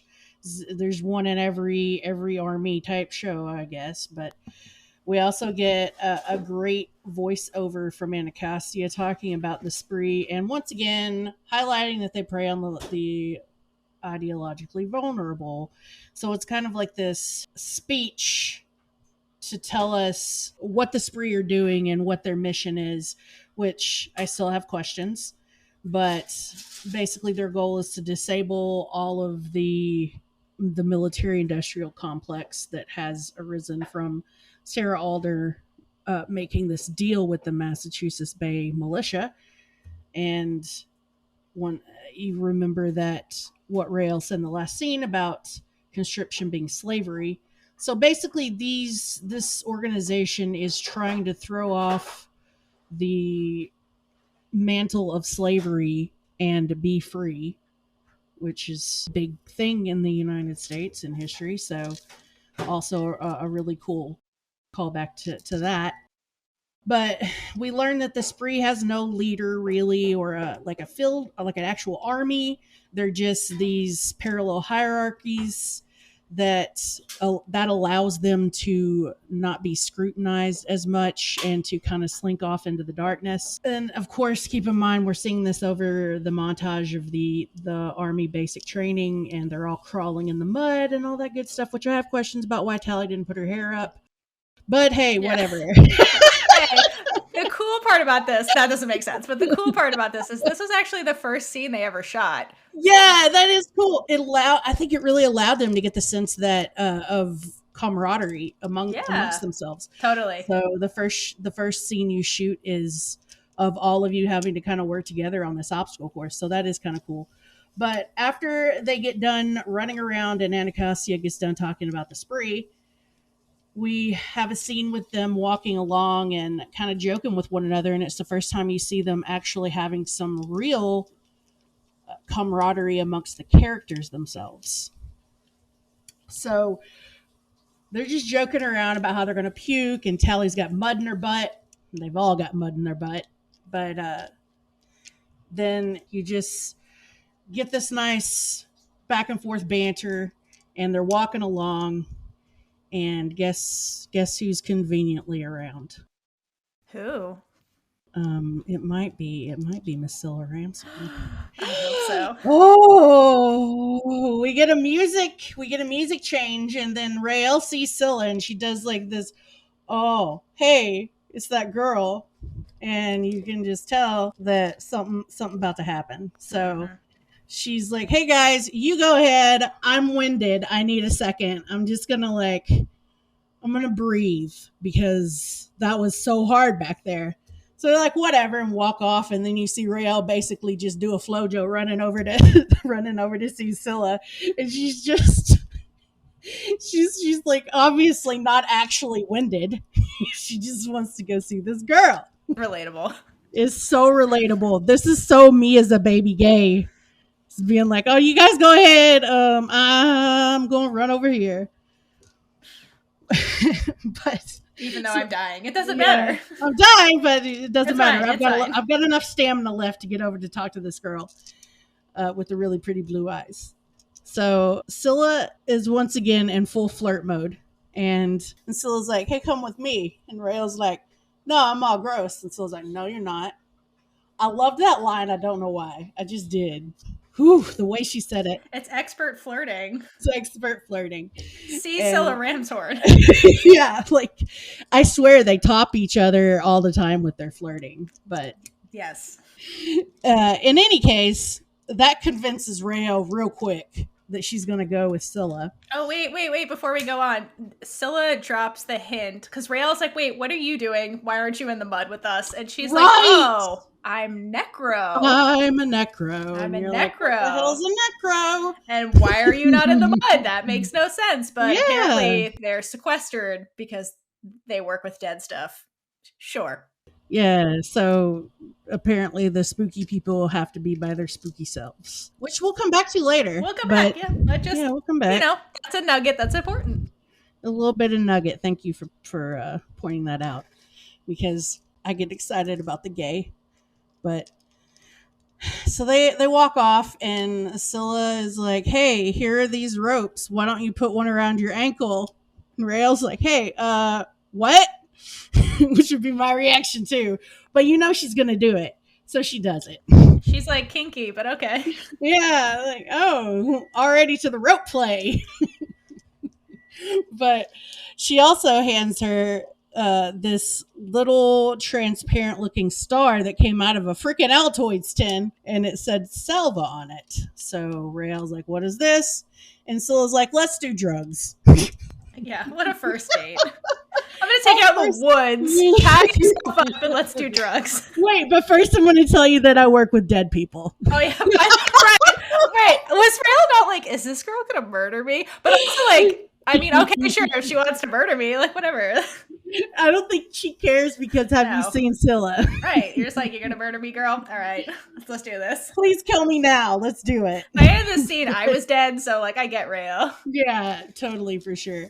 But she gives her the salva and shows her by doing it to herself, putting the salva on her neck, and it just kind of disintegrates. And then Scylla's hair starts kind of floating in the air, and then she starts floating. Raelle uses the salva after her, and then they both start floating, and it's the most beautiful scene in this episode, because they're in this really cool clearing, and you get a shot of them just kind of floating in the air with each other, reaching out and touching. Yeah, and like the moon is filtering through the trees, and it actually got on this scene, or this still from the scene got on this like BuzzFeed's list of like most stunning shots in television history, and it truly is absolutely beautiful. Like the cinematography in the show is off the charts, stunning, and this is one of those scenes where it's just absolutely gorgeous. So you kind of feel like this epic moment is happening in this section of the woods with these two just like floating. It's gorgeous. As much as we joke about it being creepy that this girl is leading you off to take drugs and float in the air with her, which it is, but there's a beautiful shot in it, so whatever. But like, it's absolutely romantic, and you can tell that even though Scylla doesn't know her, she knew the way to get Raelle's attention real fast. And it was by getting her to do something that she's not supposed to do. Yeah, because she uses the line to get her into the woods when Raelle's hesitating. She's like, live a little. Yeah, live a little. And what choice words, because I feel like the two of them have this way of saying what the other one needs to hear without realizing it. Absolutely. Because Raelle, up to this point, is very much like, I'm doomed. This is my death sentence, like my vacation I never come back from. And here's this woman who's like, hey, you're alive. Like, why don't you live a little? Yeah, come hang out with me in the air. Yeah, like come live your life. You're still alive. And I think Raelle really needed to hear that. And in the script for this particular scene, when they're floating in the air, Elliot makes this note where he says, this is the first time you see Raelle smile. And she's actually happy in this moment. Because up till now, she's been very just down and upset and just in emotional turmoil. And here's this grieving. She's lost in her grief. Like she really is. She has no North Star right now. And she comes to this point where she's just happy for once. Like she's finally happy and like she's living her life, albeit it's a brief moment. They fall in a second, but she's happy for this like small amount of time. So that's a big deal for Raylla when I don't know, like when you're grieving and stuck in that, to have like a very happy moment orchestrated by somebody else, like that means everything. It's almost like Scylla's giving her life back in a way. Yeah, she is. So, and it makes sense for Rael to become so attached to her so quickly because of that. Mm-hmm. And it makes sense that she would pretty much do anything Scylla says. I mean, you can tell she would pretty much do anything Scylla says at this point. But what you said a minute ago, they do fall because I guess the salvo wears off or whatever. And then Mama Costi is there to scold them and saying like, "You could have died. Go to the infirmary right now, and you're in trouble." Which I have questions about this. So Okay, Dr. Theodore is coming out. Dr. Theodore has a question. Yes, spoiler. Yeah, I actually am a doctor, so I have questions about this. So she scolds him about doing the salva, which Scylla's like, oh, this is government issued, because spoiler, you find out later that they all get issued this eventually because this is how they drop out of helicopters without dying. So this is government. It's not just like drugs off the street. Like this is it's not. This is government issued, which means like the dose and everything is tailored to these witches. So why on earth is she freaking out about them doing salva in the woods when it's like later on you see them put it on and jump out of a helicopter and no one's like, be careful, you might die. Like nobody cares or bats an eye. But here she's like freaking out about them doing this. It's just Didn't you like say at one point that something about building up a tolerance or something? That's the only thing you could figure. Yeah, the only thing I can think of is like, do they have to? Do they sit them in a room like the first time they do it, and they're like, you know, tie them to the chair and put it on them so they and watch them to make sure they're not going to have anaphylaxis or like a reaction to this stuff? Like maybe the first time you try it, the effects are bigger until your body adjusts. But it seems like dropping out of helicopters is not something they do consistently. So like that also doesn't make sense because usually with drugs where you have to build a tolerance, it means you have to take it every day pretty much. So this doesn't make a lot of sense to me why she's so mad at them. And she's like, you could have died. It's like they fell on their butts on the ground. Like they're clearly fine. And also like if she's worried about them falling and hurting themselves, you're a witch. Can't you just like heal them and they won't die? It's just it seems like an overreaction to them doing government issued drugs they all get later in the woods in a controlled environment. It's just weird. The only other thing I can figure is that it's the drill sergeant aspect of her being like, these girls are out here disobeying orders and they need to learn a lesson thing. But it also just seems like it comes from a place of worry. Like, why are you so mad, Anacostia? But her choice words are like, you could have died. Like she basically says that, which leads me to believe that like she thinks what they were doing was really dangerous, which how? Like it doesn't make sense. They're going to do this later out of a helicopter. And again, no one's like, you could have died. It's like, no, we expect you to do this. Like it's very strange. They weren't even in the air for very long. No, they were 3 feet off the ground. That's my point. Like the scenario was like the safest way they could have done this. It's just they had the tether. Yeah, right, exactly. Like if they were just floating untethered, sure. Like maybe they would have got up too high and broke their necks, but it just seemed like her choice words. It just seems like an overreaction. I can't merge.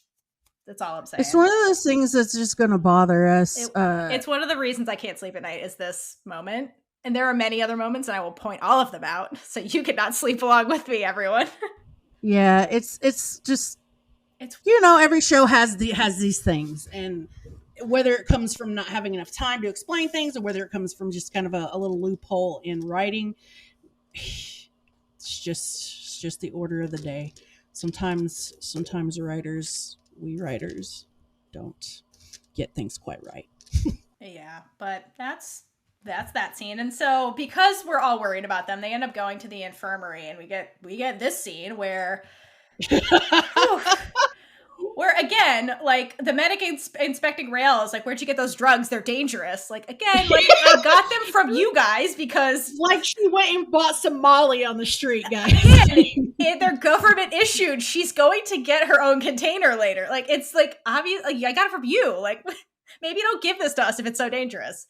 That's for another time. But anyway, so basically, she gets inspected by the medic. There's a couple of girls guarding Scylla. They're eye fucking this whole Yeah, time. God. Like, not listening the whole time. Like, Scylla's just like, I'm going to look around you while you're talking to me so that I can make eye contact with this girl. And I'm sorry, you were there? whatever. The medic points out that Raylla has the boil and she got it from a civilian and all that stuff. And she's like, yeah, you'll be a medic one day. And Raylla's like, great. I've never heard that before. And then Mama Costi comes in. Yay. Dismisses whoever was guarding Scylla. Like, right, who were those people? Yeah, why are they guarding Scylla? Also, like, where's Scylla's drill sergeant is my question. Like, where is Isadora? Isadora is not introduced till later, but we will bring her up constantly. She's the head of the Necros. Where the hell is she? Okay, listen. I have so many headcanons about Isadora off screen, and I have to imagine, because, like, to me, Isadora is, like, the scientist in the lab who, like, never leaves the lab, and so she's one of those people who's super smart but shouldn't be in charge of people because she doesn't care. And so I have to imagine that, like, one of the necro minions, like, went to her and is like, hey, one of your girls is in the infirmary, and she's, like, tinkering with some lab stuff, and she's like, well, is she dead? And they're like, no, Isadora. And she's like, well, whatever, it's fine. 2 girls go stand next to her, just call me when she dies, and she just goes back to her experiment. I love her so much. I love Isadora so much, and I too have head cannons about her, like, having a mushroom garden in the necro lab or something. So she just has, like, experiments coming out of the walls, like, she can't control. I love her so much. But anyway, she clearly doesn't care that one of her necros is in the infirmary, but so sends 2 minions, and Mama Castia sends them away, and then starts going after Scylla, which is, like, the most uncalled for thing I've ever seen. Like, do they know each other? Because we find out later that Scylla is a second year. So, like, she had to go through basics. So have their paths crossed, because it seems like Scylla just committed a war crime, and Anacostia, who's not her drill sergeant, shows up and starts, like, literally threatening her and then physically hurting her because she gave Raylla government drugs. Like, it's, again, Anacostia overreacts to this whole situation, and it's very weird. Like, for this to be going down, she's already protecting Raylla on a level that does not make sense to me. It does not make sense. Yeah, it's very and, like, physically harms Scylla in this scene and threatens her life. Scylla is not listening to Mama Castia and I fucking Raylla, but still, like, you don't have to hurt her. Like, it's so strange. And so she basically tells her, like, stay the fuck away from Raylla, or, like, your life depends on it. Or basically, like, AKA, I'm going to come after you. Again, because she gave her government drugs in the woods. Very strange. I just don't get it. Why you hate Scylla so much? It's uncalled for. The only thing that I can figure that even contributed to this is if she did have basic with Anacostia and they knew each other, which it doesn't seem like they do, that she would have sassed off to her enough that... Oh, yes. Oh, my God. Yeah. But they'd be on a first name basis. Yeah. Like, Anacostia would roll up. She'd roll up and be like, oh, it's you again? God damn it. Like, you know, like, there'd be some dialogue that indicates they know each other, and Scylla was a little shit in basics because she totally would have been. Or maybe Anacostia wasn't in charge that year and she heard about how Scylla's just this troublemaker. I don't know. Doesn't make sense. I guess.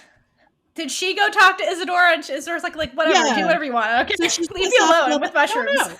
Whatever. We'll never find out, probably. We will never know. Right. And so from there, we go back to the unit where Anacostia, I guess, leaves the infirmary, and she's like, let me get Raylla in more trouble, and debriefs Tally and Abigail about the fact that this happened, and I guess their rankings are slipping. And she basically tells them, like, you know, it doesn't look good for your unit because you're all in this together, and one of you's fucking up already. And so Abigail's takeaway was like, fuck this. And she storms out of there to go see the HBSE. Yeah, which... Already, Abigail? I know. I can't believe it. But I can. She's like, let me go up the ladder. Come on. Yeah, so you get Abigail storming off to General Alder's office, and you imagine she got in because she's a bellwether. Because I think that anyone else would have gotten turned away. But... anyway, she goes to General Alder's office, and you see, like, this really cool painting, which I love that painting. I kind of want it. But you've got just this introduction to General Alder's office, which is like really cool. And you've got all of these elderly women standing around. Like, what is?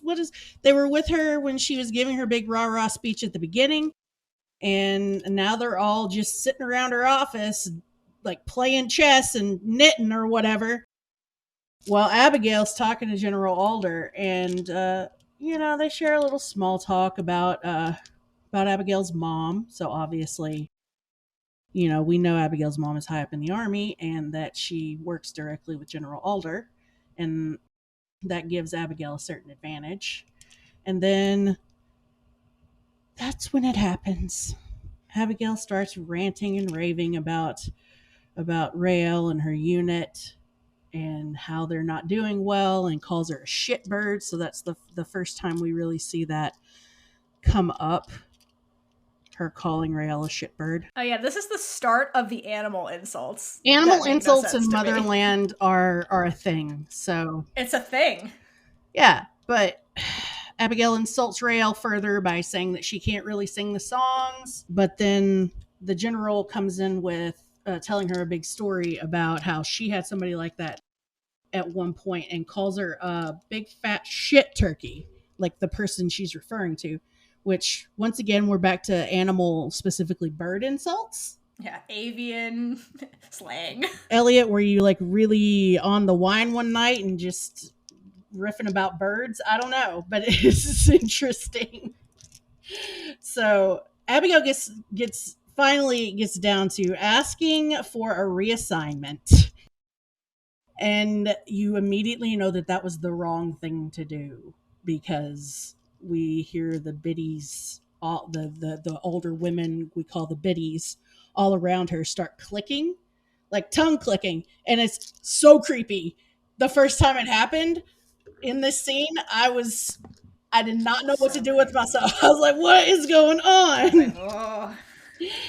But you see Abigail's pretty shocked as well. And then we get the anger. Alder is not happy that she has requested this, and she tells her request is denied, and basically to get the hell out of her office. And you're lucky I don't call your mom and tell her about this. And that's not something Abigail wants, because that's even more trouble she's going to get into. Yeah, so Abigail swiftly leaves the office in a very hurried state. And then we're like, the end of that scene. But that's our first intro to a one-on-one with General Alder, and the first time we see the biddies in action.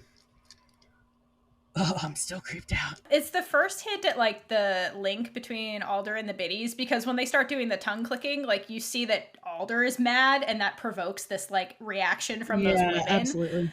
So this is kind of like the first hint at that, because before that, Alder was very like calm. She's clearly knows Abigail and like knows her family. They like joke about her mom's drinking habit and all this stuff. So it's only when she's like, hey, I need you to fix this, does the biddies start getting a reaction. So I thought that was interesting and a cool hint at that.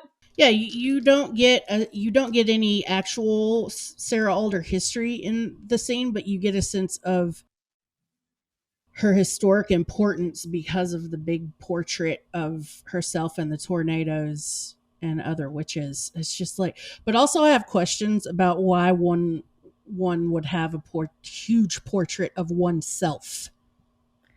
Because it's Sarah Alder, yeah. I understand, but I mean, I feel like it's her office room, and it's like, look at this battle that I was a part of in my war office. So maybe, but I guess, but it is weird. People have, like pictures of their family, and Sarah doesn't have any family, but right. Here's her me with my tornadoes. Those are her babies. Her babies. All right, but baby nados. Yeah. Well, and I love General Alder, so I'll give her a pass on it. But totally, that takes us back to basic training with the girls, and Anacostia is informing them that your voices are your weapons. So that's our confirmation for sure that all of their vocal work is the source of their actual work, their magic, if you will. So she's telling them that they have to be functional at all times, and if they don't have their voice, they have no power, which is an interesting thing to say. And we have their scourges, which are the long leather type rope looking things with, I don't know, what is that, a crystal on the end that's probably magically infused? Probably. Yeah, some kind of crystal on the end. And so they're sparring, and it's just a really nice little scene of them all training. So you get the sense from here that, yeah, vocal work is important, but they also have like physical weapons. So that's kind Yeah. of what's happening here. And then you kind of see Abigail's level of, she's probably been doing this for her entire life because Yeah, she takes Tally off of her feet really easily. exactly. She already knows how to work the scourge. So, Yeah. yeah, good point. So from that scene, we go back to the sick bay and Raylla bathing in her yellow tint. So, Lesbian lesbian Jesus. Jesus, hydrate yourselves. Yes. And she's basically on the bed. I guess Scylla's gone because they're not eye fucking. And she's on this bed littered with all those letters that came from the mysterious package that I have my own conspiracy theory about. And she's reading one of them and she looks upset. So we're back to grieving Raylla. And she picks up one in particular and traces the rune on the bottom. And we get one of the coolest aspects of their magic, which I guess when somebody writes you a letter who's a witch, they can put this little rune on the bottom and basically like you're transported into that letter writer narrating and showing you what was going on at the time. So we are transported into Mama Collar's point of view. And basically, this is, I guess, one of her last letters that she ever sent Raylla. And she's in this really grimy looking makeshift undercover sick bay. It's dark and gross, and there's just like fluid bags tethered to poles and cots, and there's bodies. And she walks down this hall past all these gurneys and kind of goes outside and like watches these women covering up the bunker with this storm, basically. And while this is all happening, she explains to Raylla like her last mission. She's like, we were dropped here under this monsoon they're manufacturing, but this spree is after us. They know we're here. And she gets this sense that like this mission's doomed, basically. And she really wholeheartedly says, I really hope this is not your experience. And I truly believe that Mama Collar really does feel that. She doesn't want Raylla to go through this at all. And this is possibly where Raylla gets her mindset from about not wanting to be here. And in this scene at the end, she concludes by saying, I blame our leader who endangered us multiple times, including this. And she calls her high haughtiness General Petra Bellwether, Dun dun dun. which is Abigail's mama. So now, ding, ding, ding, gloves are off, and now Raylla has somebody to focus all of her anger at, which is the reason her mom died, which is Mama Bellwether.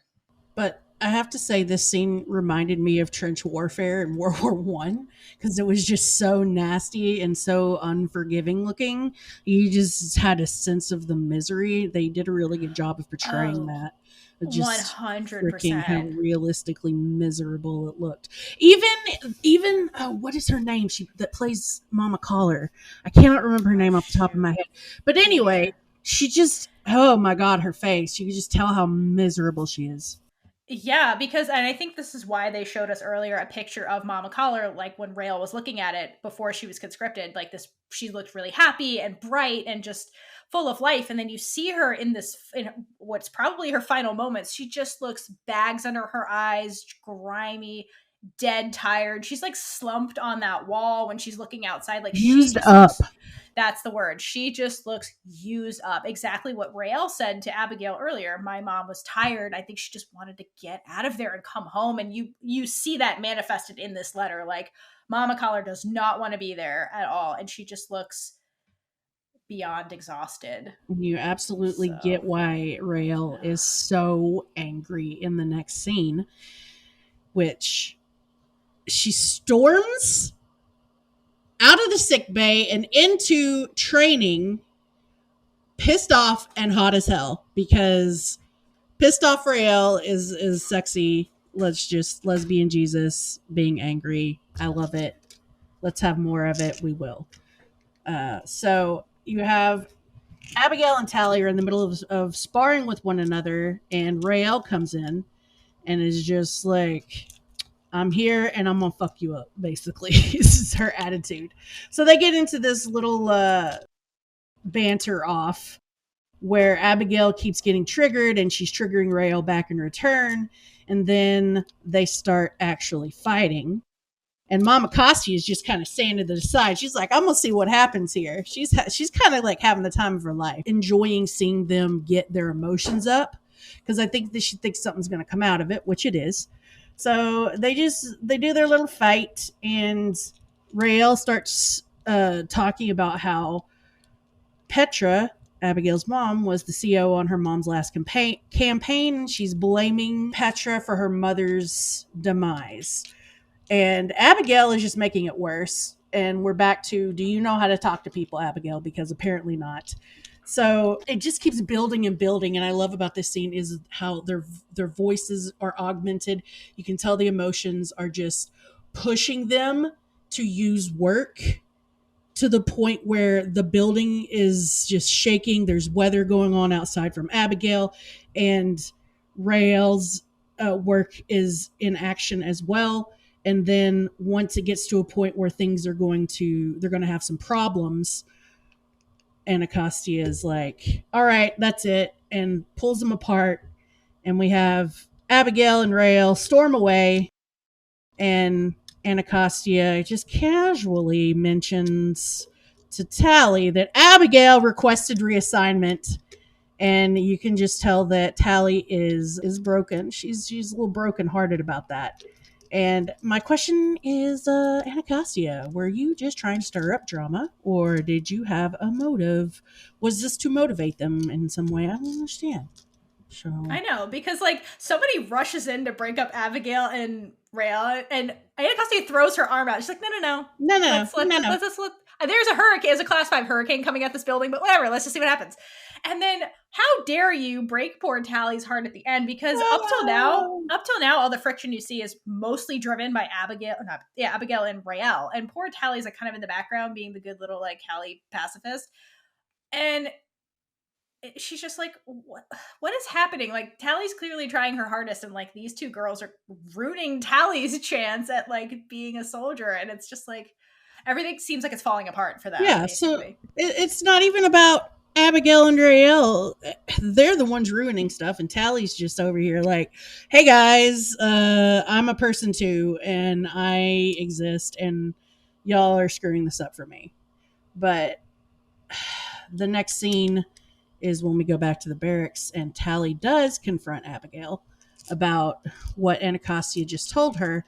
And you can tell that this is the first time that we see Tally pissed off. And she's just like, so your request got denied. And Abigail gets triggered. And they have a little back and forth for a moment. But then Tally is like, you know what? You're both weak. Rael's avoiding responsibility, and you're superior as hell. I'm the one that should get out of this. Which, girl, you're right. I mean, yeah, she's right. Like, Tally is the one who's doing everything right. Like, Abigail tried to bail, and Rael's like off in her own gay little whatever. And it's like, yep, whatever. Good for you, Tally. Good for you. I love that Tally has a backbone, and everyone should know it. Indeed. And so Raylla is not in the scene because she fucked off and is in Scylla's room, which interesting that she gets. I guess the necros are so sequestered they get their own private rooms. Yeah, about you go out. Interesting. Way to, I guess, date necros in the army. Yeah, you date a necro, you get privacy. You get privacy. It's the only way you get privacy. So they're in their room, and like Scylla's in front of the mirror. I don't know what she's doing. She's like playing with her hair. But it's for an inordinately long time. Like, she's not even fixing it. She's just like picking up hair and then putting it. It's very strange, but whatever. She's playing with her hair, and Rael's in the background over her shoulder, like in the mirror. So she's like talking to Rael. They're making eyes, and basically she calls Rael out for being an idiot. She's like, "Okay, you're gonna blow yourself up and just die. Like, what are you doing? That's not a plan. That's just dumb." But she uses the line, your plan is hot garbage, and I love that. It's hot garbage. And she's like, okay, so you're just going to die and waste all that beauty and fury. Like, what are you doing? That got Rael's attention. Well, they catch eyes in the mirror, so gay staring happens, while Scylla's doing whatever her hair twirls are all about. And Rael's just like, yep, that's what I'm going to do. And so Scylla kind of keeps challenging her on this. until Raylla's like, well, I hate to break it to you, beautiful, but like there's no way out. Like this is the way it is. And that's how Raylla feels about the army. And Scylla flips it around, is like, well, it's not the only way, basically. I know a different way. I'm sure you And do, Scylla. I'm sure you do. And so her next move, of course, is to kiss Raylla. Which, okay, sure. That's one way out of this, I guess. Actually surprises Lesbian Jesus for once. It surprises Scylla too, because you see her eyebrow raise in the middle of the kiss, because she's like, whoa, wait a minute now. Yes. And then we get a scene where Elliot basically said, okay, for all those out there who are confused by the flirting and the magical floating as like Scylla being a good ambassador for the army, they were flirting. Let me clear this up right now and have them fuck against a wall, because yeah, so basically that happens. And then Raylla is like, okay, now talk to me. Poor Scylla's like, oh god damn it. Like because Raylla, being lesbian Jesus, like turns the magic up to like 11. And anyway, so they're fucking against a wall, and poor Scylla's trying to be like, well, like let them train you, make you stronger, and like use it against them, basically, is what she's saying. And Raylla's like, keep going. And she gives her this phrase that will come up again later, where she says, the way over is under, and the way out is. Raylla finishes the innuendo as in. Yes. And in the script, it says that at this point, Raylla brings Scylla to fruition in this particular moment, which is not only biologically implausible, but again, she's lesbian Jesus, so she has powers us mere mortals don't have. So yes, I believe that Scylla got it right then and there, because lesbian Jesus. I really think this scene is Elliot's way of saying, hey, these are not just gals being pals. No. These are some genuine queer ladies who are just gonna go for it. He's like, this is the couple. Here it is. I'm clearing that up right now.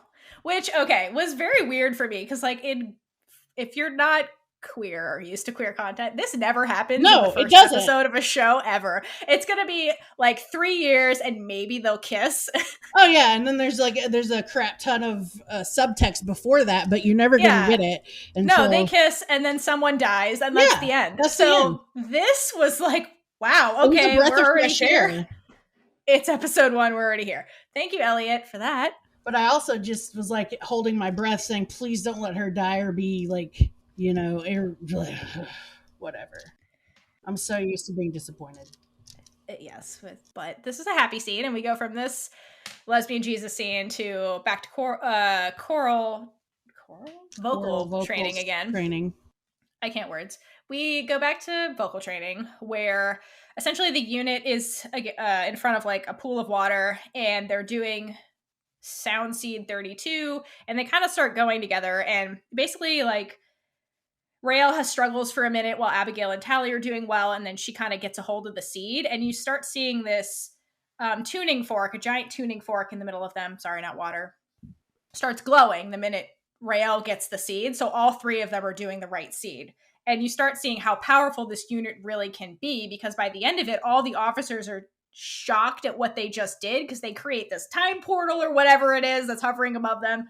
And you get the sense that this unit, when they actually work together, is something special, because they even get a well done from Mama Costia. That's a big deal. Yeah, you can see how happy she is that they've done something so like really amazing, and everyone is surprised. The other cadets are surprised. They themselves are surprised, and it looks like some weird magnetic sand things in the air, and it just keeps. I was like, is this thing going to explode? Are we going to have balloons 2.0? But anyway, it was just a really cool scene, and I really liked it. So after that, they go to dinner, and Tally, we get a really good scene with her being the actual human exclamation point. She's just going on about how well they did, and how the older officers were impressed, and haven't heard harmonics like that in decades. Like, oh my God, we're so special. And anyway, she's doing a little friendship unit matchmaking and excuses herself so that they can have a little talk. And Raylla, after her encounter with Scylla and her advice, while they were, gals being pals against a wall, kind of relents in her fight with Abigail and just is like, okay, fine, let's make peace. They're both conceding. Okay, so we're really awesome when we work together. Let's make peace. They shake on it, and you kind of get this line from Rael that is like so like she practiced it before she said it. It's so stiff, and so that it ends that scene where they're like, "Oh, okay, we're gonna be friends," and you're like, "Okay, fine, whatever, sure." But then they're back at the barracks, and you have Rael who's putting up all her postcards from mom, and Tally just slips right in to get the gossip because Abigail's in the shower. We've got 7 minutes. So you have a sense that Tally and Rael are going to enjoy this little vacation from Abigail. So they have a little heart to heart during this scene, and Tally asks about the battle charm. And Rael explains that her dad gave it to her. It's the bowerbird's foot. They love anything blue. Do you know anything blue? I do. Scylla's eyes. But anyway, Rael talks about how it's been in the family for generations and it's supposed to keep you safe in battle. And Rael admits that she wanted to ask her dad why her mom wasn't wearing it and how come it didn't work for her. And it's a little heartbreaking because it's just you get a sense of Rael's relationship with her dad and how she loves him, but she kind of holds back her true feelings because she doesn't want him to worry. And she doesn't want to cause him pain. So she and Tally hug it out, and it's a really sweet scene. I really love that they bonded like that. It was just precious. Yeah, it's a very Tally thing to do because, again, up until this point, poor Raelle hasn't really talked about her mom to anybody. And, the biggest thing we got was her literally fighting with Abigail over it, like physically fighting. And so when you see Tally's response is to like hug her and be like an empathetic Mm-hmm. person. So, because again, you get the sense from Tally that Tally really loves her mom, even though they're on opposite sides of this whole thing. And Abigail, I'm sure, loves her mother too, but their expression is very different. It's very like stiff and like non-emotional, but I feel like Raelle needed this, and you get the sense that Raelle also has this thing weighing on her all the time about, well, why did my mom die? Like, why? Like, she had the battle charm; it should have protected her. Why is she not here with me? So it's a heartbreaking scene for It sure. is. It's just Rael questioning. You finally see Rael's in turn, like that center of her emotions where she's just questioning why this happened. Yeah, And leave it to Tally to bring out the emotions in anybody. yeah, it's very sweet with and indicative of both of their characters for sure. And then from there we get the last scene, which is the oh shit reveal scene. So we basically we basically get the spray music playing. We cut into a room with the creepy redhead with perfect casting, being creepy in a mirror with a balloon. Girl, what are you doing there? What are you doing with this balloon? And she's like moving her head, and the balloon moves with her. It's never explained and Never super weird. explained it. It's so No, creepy. like, is she controlling the balloon? Is it controlling her? We'll never know. So it doesn't matter. But then you get Raelle walking through Fort Salem and walks past creepy Redhead's room. A coin falls because it was charmed, and Redhead panics, lights her face on fire. Raelle gets closer and closer to Redhead's room, and by the time Raelle gets to the door, we see that it's Scylla, who is actually creepy Redhead girl. Scylla is the mall attacker, and Raelle kisses Scylla, goes into her room, and that's the end of the scene and end of the episode. I remember watching this for the first time in my super gay brain. The first thought I had was, please, no offense to the redhead girl, but let her real appearance be the actual Scylla. Yeah, so Let it be Amalia. I had questions about this because when in the beginning, when we have the mall attack, it's the white girl with the brown hair, hazel eyes. Then she gets into the car after it ends and lights her face on fire, which is like changing back to who you are, right? And she changes into the redhead with the creepy blue eyes and drives away into the blizzard. Why didn't she change into Scylla, aka Amalia Holmes's face? Why was she the redhead in the drive-away scene if her real features are Amalia Holmes's features? It was a weird flex for no one. Like, there's nobody in that car. There was no balloon. What? Who is she Could they doing that not for? get the first actress to do the other scenes? Is it something with the scheduling? I don't understand. Okay, I understand from a storytelling perspective, it's a bigger shock to have Amalia Holmes at the end rather than show her in the car and be like, Right, "Oh, it's absolutely. the girl." Yeah. I get that, but from Scylla's point of view, like, why was she doing that? That Make it seems make like a sense. very it was a weird thing to do. Sure, her in the room later being like, "Yeah, like look at my other face, like I'm so cool." Sure, but the part in the car was just weird. Like, why not go back into your regular face? Like, nobody was on the road. She was in a blizzard. It was just weird. But yeah, I had the same thought. I'm like, what's her real face? Because the car thing really threw me off. It's unfortunate that it confused people, and because the connection between mall girl, redhead girl, Scylla, like, oh, huh? I mean, I got that part. Like, they made that very clear where they're like, here's the redhead Yeah, in the but car, here's Amalia Holmes. They're the same person. But why on earth was she doing that by herself in the no, car? it doesn't make like, sense. it doesn't make any But sense. I have friends who asked me afterwards, were like, "Wait a minute, I don't understand. Who is this person and who is this person?" Because it confused them. The switch.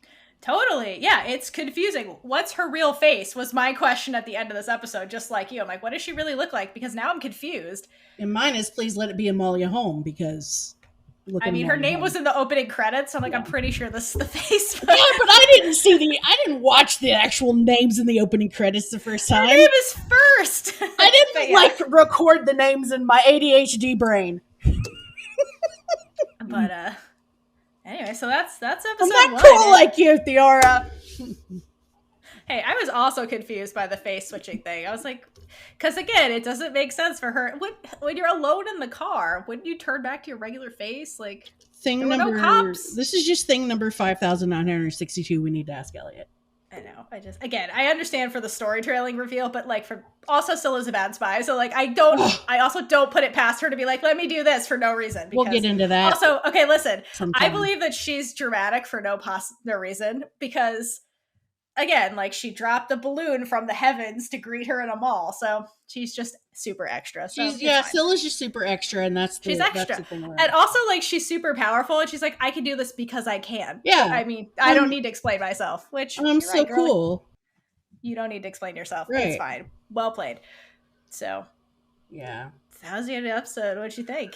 Oh my god, it was so much. There was so much to unpack, and it was so good. They had me hooked immediately. They had me hooked in the first scene, and then the gay came and hooked me even further, and I loved the characters. And then the end of this episode, I'm going to be honest, scared me a little bit, but also at the same time, I was like, I have to know what happens. Yes. And that's when you know it's a good show, and you have to keep watching.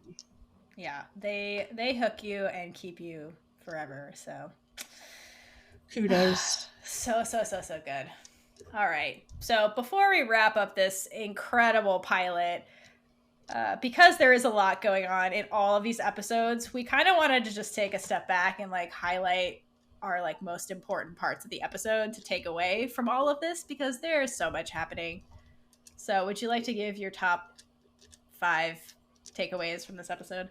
The background of all of the unit. So we get our main unit and their backgrounds, being Rails from like the humble, poor part of the country, and Tally's from the no dudes matrifocal, and then you've got Abigail being from the high and mighty, and they're in conflict, but when they do actually work together, they're an actual unit and they can do amazing things. So that's a huge takeaway. Then there's the spree. We get introduced to the spree in the first scene, and they are not above using violence to get what they want. Then we meet Sarah Alder, very important person in this series, as she started it all. And we don't get a lot of her, but what we do get is very interesting, and we see her with the biddies. So That and you get the relationship starting between Raylla and Scylla, and it's really fast right away. Like that first dare, they just going at it, and we're gonna find out later how important that relationship is. Yeah, all really good main points. I would just like to add also important point, witches exist. Oh yeah, witches exist, guys. Witches exist, number one. Number two, because witches exist and Sarah Alder made this deal, apparently that put America on this alternate universe trajectory, which is the world that's slowly being revealed to us. With less technology?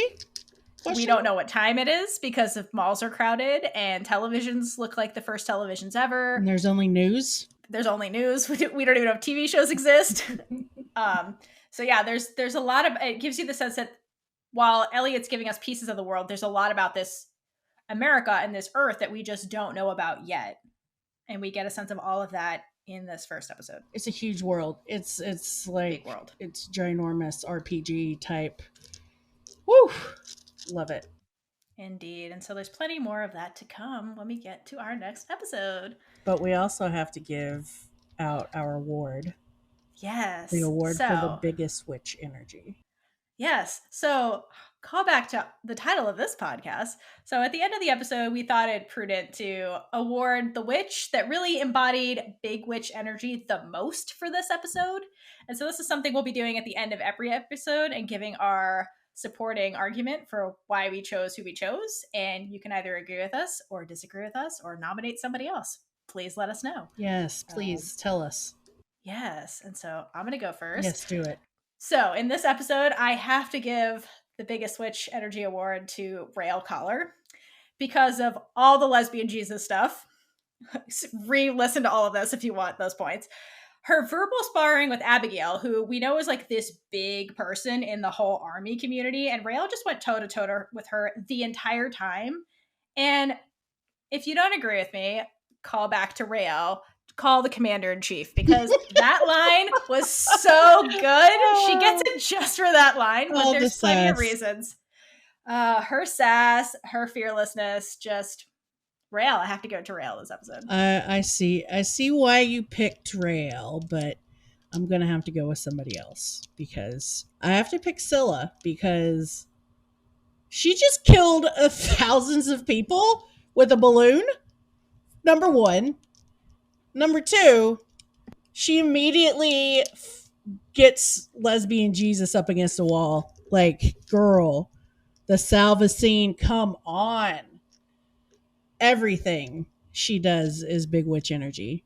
Like you said, she made a freaking balloon go through a building without, like, inexplicably.